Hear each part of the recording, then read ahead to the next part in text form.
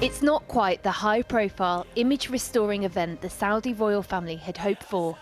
Instead, these projections of the G20 leaders will be the closest the prince will get to posing with politicians in the palace. The pandemic means the summit in Riyadh has had to go online. The Prime Minister, who is in isolation anyway, heaped praise on the king.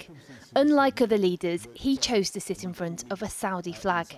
I couldn't go to Saudi Arabia to meet everybody in person, but I want to thank King Salman for the kingdom's leadership of the G20 in turbulent times.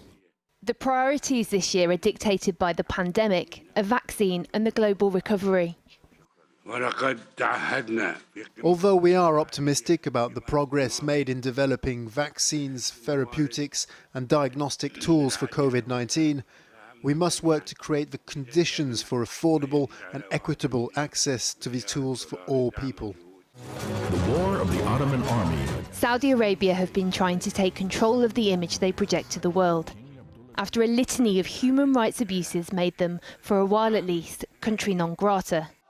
Their involvement in the war in Yemen, their ongoing detention of women's rights activists and journalists, and the murder in 2018 of the prominent Saudi journalist Jamal Khashoggi in their embassy in Istanbul have all caused global outrage.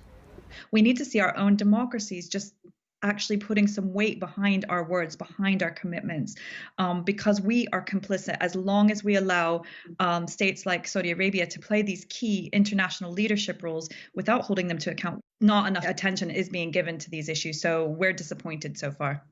Isn't that inevitable, though, given we're going through a global pandemic? It shouldn't be inevitable. It shouldn't be the case that we can only focus on one issue at a time.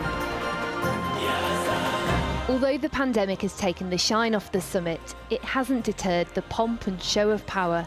And in the drive to have a united front to fight the global health crisis, those human rights abuses may be being blown over.